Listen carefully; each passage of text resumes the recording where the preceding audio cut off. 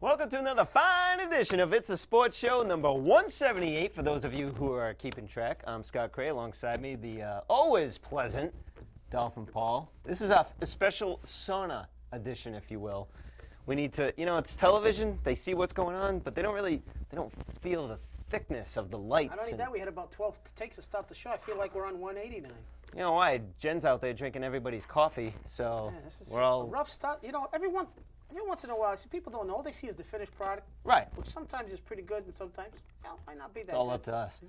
That's very rare, though, but sometimes we come in, we sit down, we do the show, bang, we're in and out. They don't see the retakes. In a nice amount of time. Today was just like rough. Like it was it reminded me of like a soap opera set. Like I came in like a prima donna demanding the set to be worked on and stuff like that. You do that, by the way. Yeah, I'm much more level-headed than you in that aspect. And Friendship was like, hey, your contract's up, and you know. Yeah. And I learned something else today because, as you know, I'm still a rookie in this production communication. Come on. A rookie? Well, all right. How Maybe, long have you been doing this show for crying out loud? Maybe a little veteran. I noticed that the producer can see all the faces you make. Oh, yeah.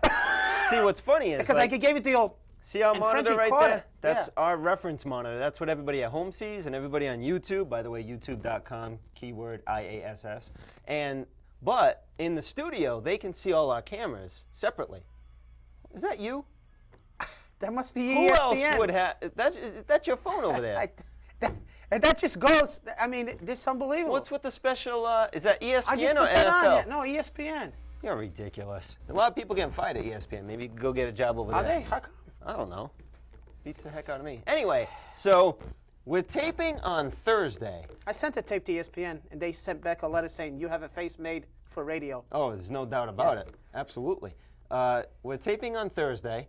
The Red Sox, to let people know what our mindset is, the Red Sox lost last night in a nail-biter, but so did the Yankees, so that's cool. The day before was What is that beeping? You're kidding me. Can we get a solo on, Scott? Hold on. There you go. Hold on. I'll be right back. Shut it. We need a camera shot of this. Wait Hold a on. minute. Look at this preposterousness. Can you... Well, listen. My phone. Okay. Let's get back to down. You're Okay. ridiculous. I'm ready to go. Sit your shot. How is that? I apologize for that. There's nobody. You really can't see them. Everybody is tuned out now. I'm trying to talk about the freaking game I went to. Will you listen to me? I'm sorry. I went to the Tuesday game. Continue. If you remember, this is the one that they were down 1-0. Red Sox? Yes. Tampa Bay's pitcher. Who is that guy that has... Casimir? Yes. Yeah, you're on a roll all of a sudden. You got your crap together. I mean, it might not look like I don't know what I'm doing, but... Casimir pitches so good against the Red Sox every time, and he put up another, unbelievable game. Red Sox come from behind. Mike Lowell, by the way, my wife's favorite player. I don't know why. She likes guys in gray. She actually stresses me out to try to make me gray. She loves old, not even older men, because Mike Lowell's not that old. He's just prematurely gray. I'm not either. I'm just slightly... Take a little close up there. You got a little... Yeah, you got a little... it's funny you say that. I'm In all seriousness, your wife likes a little gray? Yeah.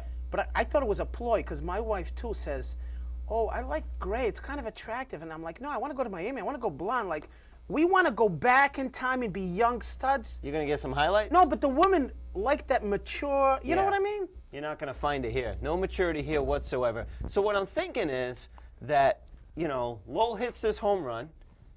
She's through the roof. She's got her low shirt on. I think she's the only one there that had one on.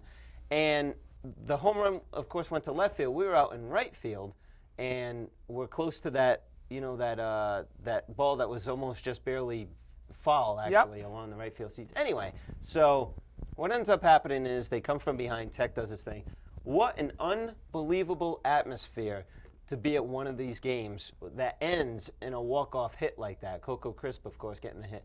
What an atmosphere. Can you believe that people left in the 8th inning after Ortiz, struck out or dribbled out? I'm surprised at that. I'd say 10% of the park left after the 8th inning. Well, and boy, did they miss something. Maybe because that 10% knew that they hadn't come back from the 8th inning from being behind since about Mother's Day. So I guess those fans weren't very confident. Right. It's quite possible that, people... But, I mean, that was an exciting... Manny leading off the next inning. Why would you leave? So well, fans don't leave the ballpark. That was an exciting game for you, but there's an underlying problem here is the Red Sox hitting.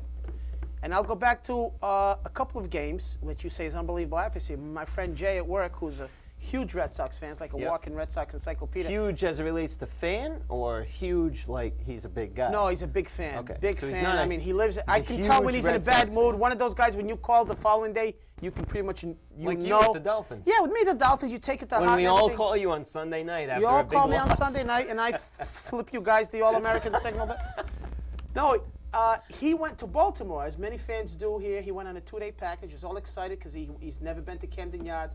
Great stadium. Anyway, Great park, by the way. I'm over a friend's house, and we're watching that 5-1 game where Willie Moe, of all people, gets a hit. We're like, oh, why is it? And he's in a dugout yucking it up like he just hit a home run in the World Series, which to him is Like big. he's an all-star now. Then another somewhat stiff comes up, Julio Lugo. Yep. He makes a terrific play on his own. He get in the butt. Now Red Sox are up 5-1. Go easy on Lugo, though. Go easy on Lugo. He's turned coming it around. That's why I said he's a semi-stiff. All right. So it's 5-1. It's in the 8th inning. You're thinking, best bullpen in baseball, You got it. Eric Gagne. Yep. Then we get to the was it the 9th or 8th? Yeah, the 9th Eighth inning. inning. 8th inning. Eighth inning, they 8th went inning, to actually. Gagne. I'm sorry. And how can it fall apart like that? I mean, that was unbelievable. First of all, Gagne came back a little bit, but Up until the game that I went to on Tuesday, Terrible. where he ended up striking out, I think he struck out the side, actually, and gave up a double. Up until then, his ERA was over 9 in a Red Sox Oh, uniform. You know what? I'm glad you brought up Gagne, because I got to go slightly off track here and talk to the Red Sox fans. Gagne came out in between innings, okay? And you don't see this at home on television, all right? He came out between innings. He got booed. Struck out 2 batters, gave up a double, got booed. I mean booed, okay? Then he strikes out the 3rd batter, and everyone's on their feet. The guy is a good pitcher, okay? It's not like this guy was trouble before he got here. He's a good pitcher. He's having a little tough time adjusting to Boston, I think. New team, new role. The worst thing you can possibly do is snap this guy's confidence. He hears the boos, believe me. Well, So but for those of you who go to these games and do this to this guy, it's but the unfair. problem is you come into Boston, which is a heat cauldron. I understand that. Okay, you'll come in. Now, you know, again, I'm going to mention my friend Jake is a huge Red Sox fan, and one of these days we'll have him on the show. Yep.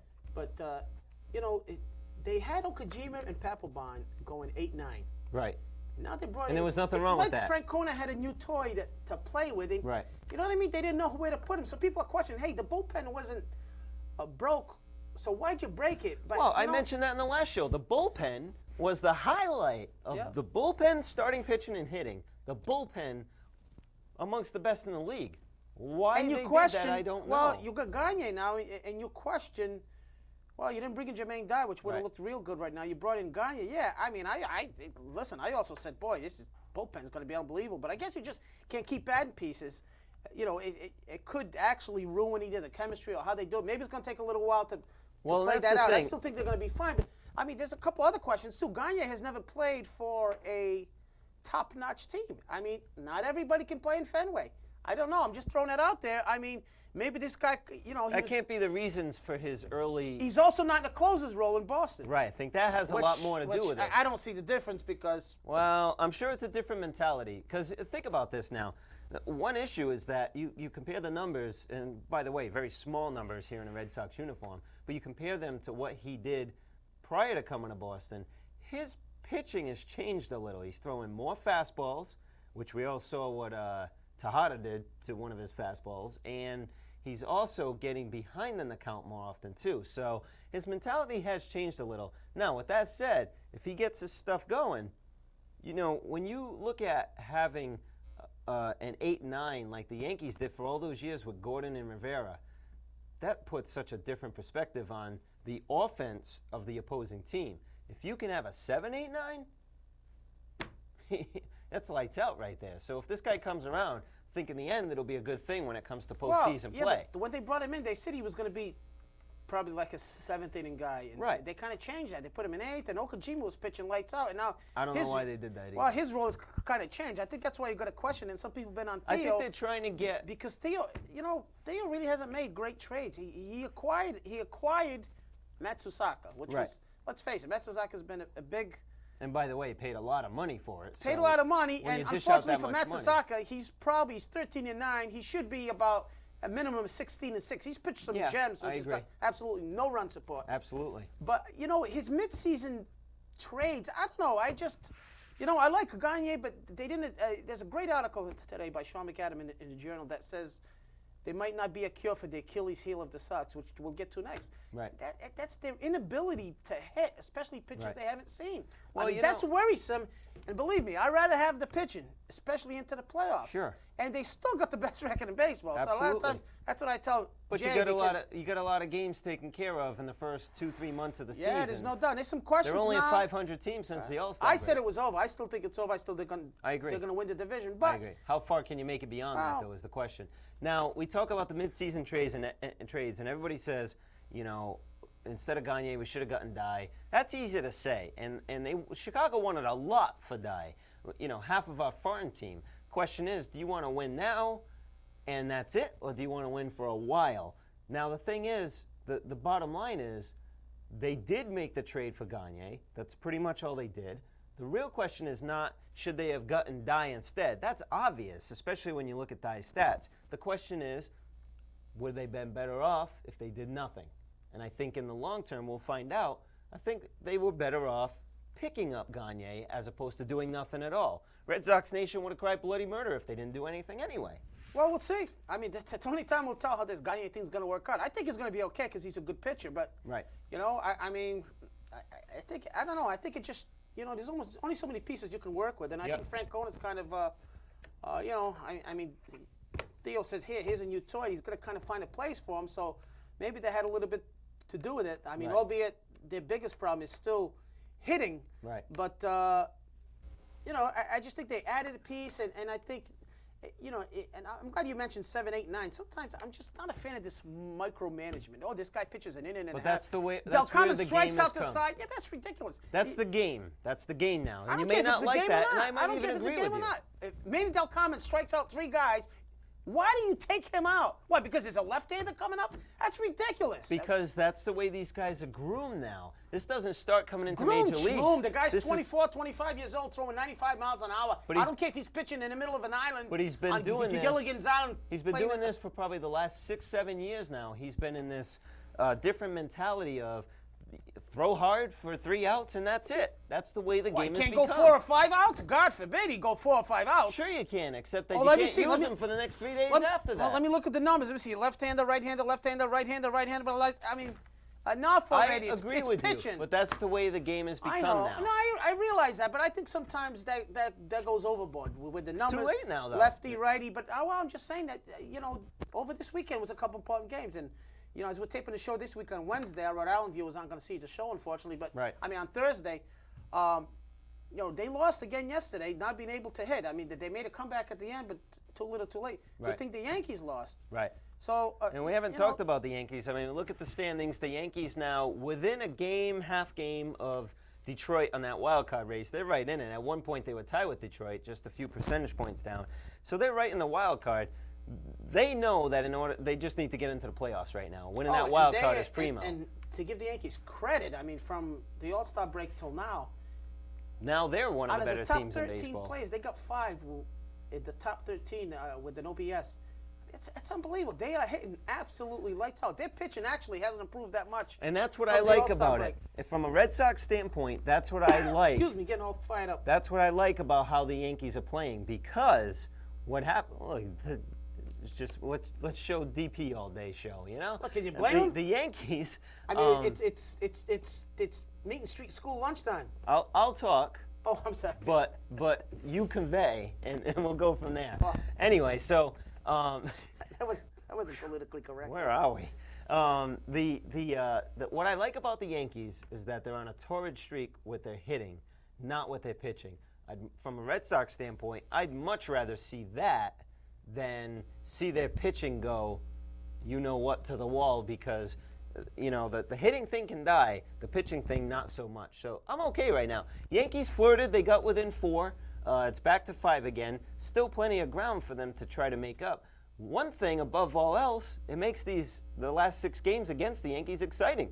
Because before there was no reason. Well, if I you're mean- 10 games up, who cares? Well, I don't mind about it those series. being exciting, but I'd rather be 10 games up and not 2. And then I mean, blowing the lead like this after the year they're having would make the Red Sox fans go bonkers, if you know what I mean. But, Sure. I mean, getting into the playoffs with this staff, pitching staff, would be unbelievable. I'd feel somewhat comfortable, but you still got to worry with this hitting lineup. I mean, they got guys. It's not like they don't have the talent. Just guys aren't doing it.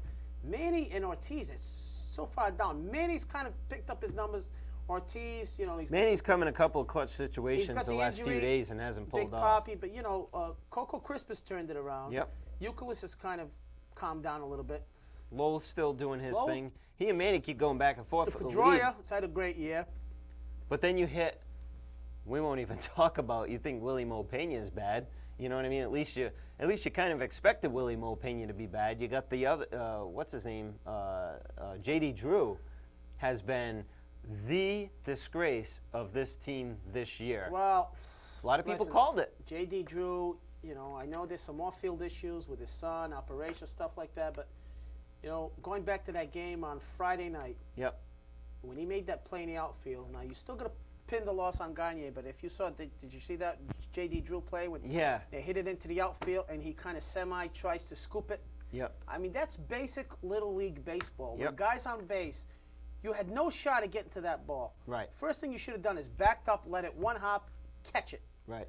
Okay? He goes in, and I know he makes He a gets mistake, stuck and in I know I'm between. not a pro baseball player. I even feel uncomfortable criticizing professional baseball player, but that's the reason we should.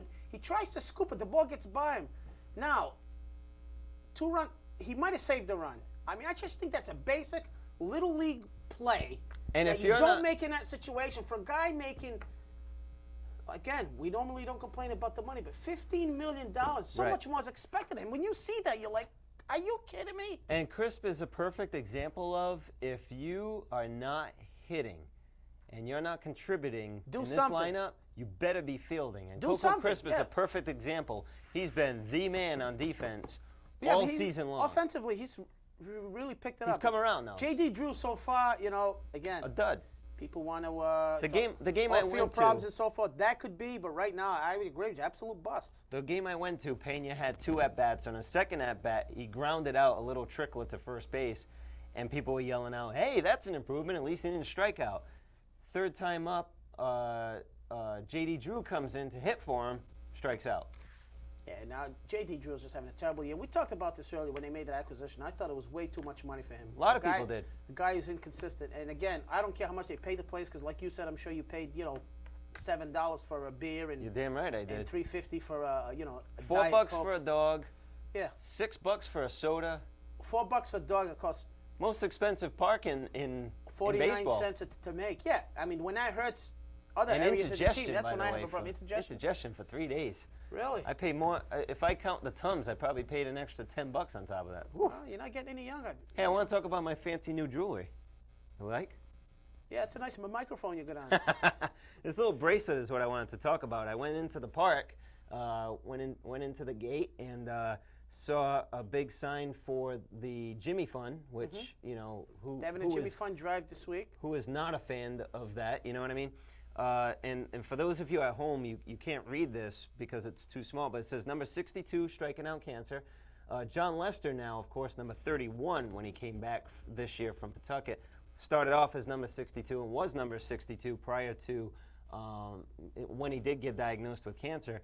The thing about this, $5 at the park, $6 online, thelesterproject.com.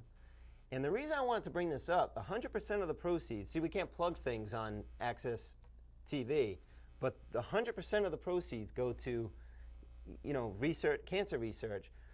This came about, a lot of people think this was a John Lester thing. When John Lester was diagnosed, 5 college students got together from like 3 or 4 different colleges, got together and decided to start this. It's called the Lester Project. And they just started to do this. They've raised now, since August, this past month, over $15,000 just selling these bracelets. And you can buy them online for $6. Again, 100% of the proceeds go towards, the Jimmy Fund, basically. They're in Lake Flynn with them. But Amanda, Christine, Courtney, Kate, and Casey doing an outstanding job. Over $15,000 raised for cancer research from a bracelet. That's pretty outstanding for college level Absolutely. students to do. So And it's a great cause. Cancer, of course, is one of our tough diseases. Absolutely. Everybody knows somebody who who passed away in the fall because you of know cancer. what? I think it looks good on me too. Yeah, I mean it blends in well with you. Thanks. But Appreciate it. Yeah, I mean I had an immediate family member die of cancer, so cancer is a tough disease, and anything You we know, a can lot do of to- times you donate, you're not sure how much of that is going to this, but this is really a Jimmy Fund thing, and so And it's frustrating too to find out why we can't just come up with give it a something. kick. Just I've got theories on that, but that's probably for another show yeah, it's probably for altogether. another show. What else you want we to talk like to about? talk about happy things here at It's a Sports Show. Absolutely. Football, your favorite sport of all time, 10 minutes. has finally begun. We're actually starting to see football on television now, albeit preseason. I was offered 3 preseason tickets for the Patriots, upcoming Patriots game. Face value was like $85, I think. Just not feeling it. I'm not feeling the need to go there to Were they watch free these games. or- No, I would have had to pay the face value. I'm just not feeling the need to pay that money for a preseason game. And I'm also not feeling the need, we talked about this a little last week, to watch these games. You know, maybe a half of the first quarter, but that's about it. Well, I mean, first of all, anybody who tries to get rid of the tickets to you at $85 not too bright, because usually people get preseason tickets free. I mean, they're part of the package. Season ticket holders get them, right. Yeah, I mean, they're But part I of the guess package. there is a face value to them. Well, there is. You have to pay for it. Right. That's where they get you as a season ticket holder. Right. Okay, here's 2 or 3 preseason games. You have to pay for them. Right. Even though you're watching an, It's nice to have an the inferior offer, but- product. right. Yeah, I mean, a lot of people I know will get preseason tickets because people will give them away. I mean, if you know enough people, Somebody's you'll bound get to. some preseason tickets because, quite frankly, people want to go. And like you said, I mean, watching preseason, the only thing I look for, then we talked about this last week, the day after, is who got injured and who not got injured. Now, That's the it's important funny you thing. say that because tonight is Thursday night, Oh, yeah. and my Dolphins are playing at Kansas City. Their second game now. Their second game. Studio doesn't like that much. That was an imitation of one of the fans in Joe Robbie Stadium last week when Trent Green went Yeah, in. what is the scoop with that? Trent Green getting booed. Well- Hello and welcome to Miami? Well, no, what happened was their offense was terrible again. It's preseason the whole now. first half. Oh, but still, but when you're a fan, preseason game for me tonight is more interesting than it is for a Patriot fan because Patriot fans know what Brady can do. Right. I mean, we're searching for an identity. Our offensive line was terrible the first game. They played the whole first half, and they had like 50 yards total offense or so. So their starters are going to play quite a bit. So if you're a Miami fan, other fans aren't going to watch this game. They're not going to care. Nothing matters. But, I think if you're a hardcore football fan like me, you'll watch it, not watching every minute, not missing putting your bathroom breaks and the commercials, but Right. just watching because a lot of people knew offensive line. You've got Trent Green. You see how he reacts to the receivers. I mean, he's getting a little bit up there in age. They got the kid they drafted out of Utah, John Beck. You want to see a little bit of him. They got their other guy, Cleo Lemon, who's supposedly battling with Trent Green.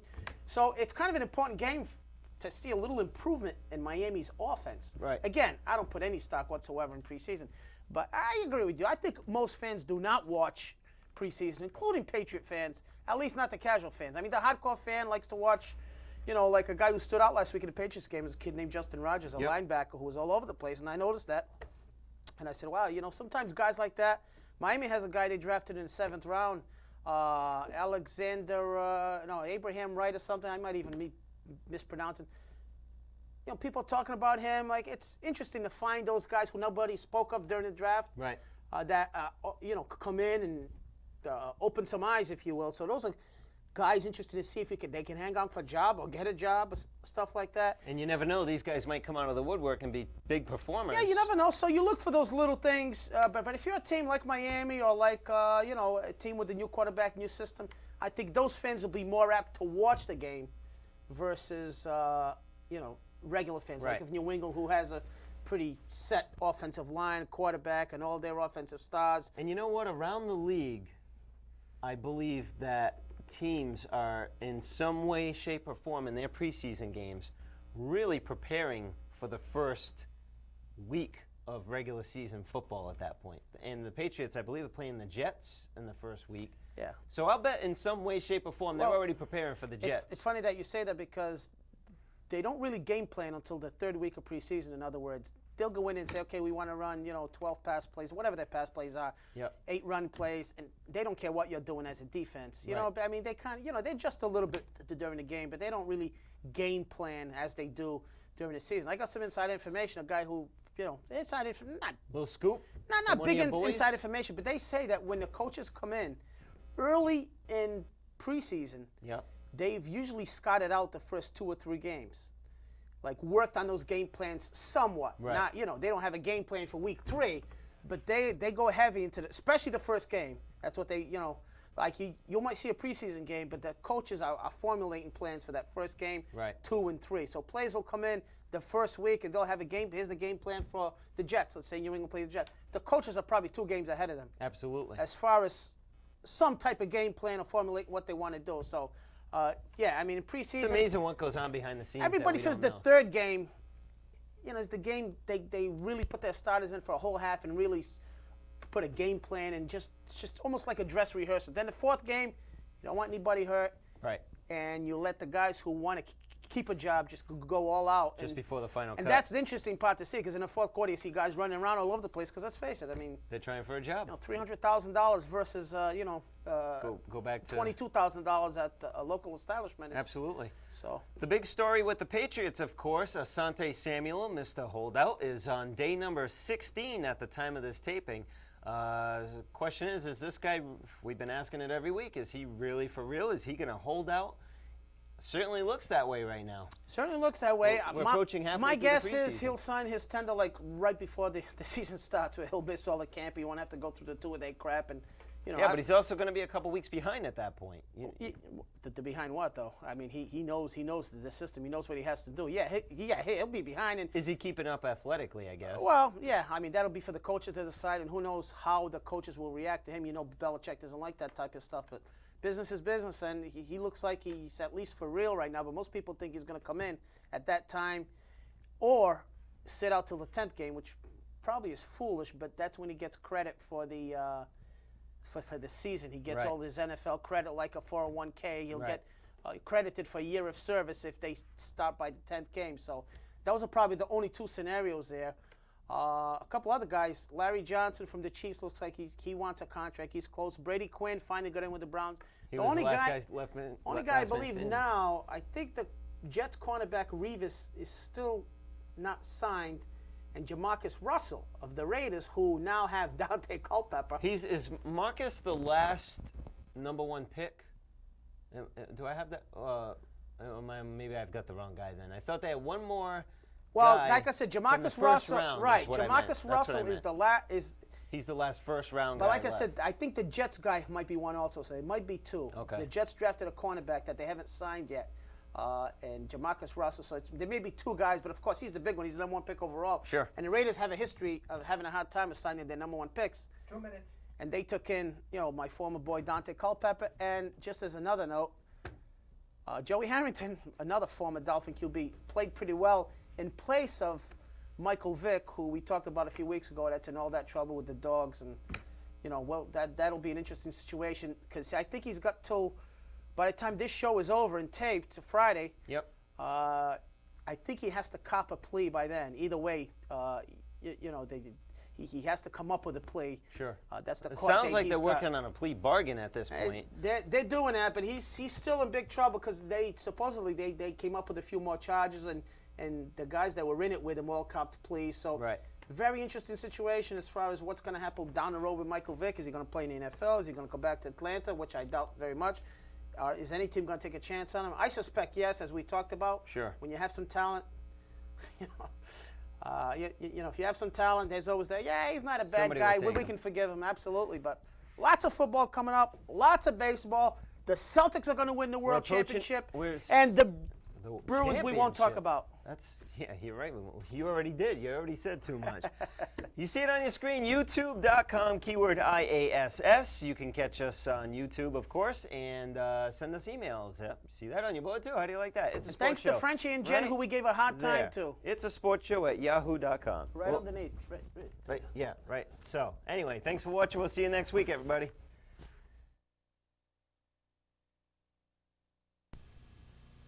What? This is new to me. I'm What? probably the best 40-plus-year-old you've ever seen. Admit it. Listen, this is weird, because It's a Bud huge. Selig is not there, which is crap. He can't be.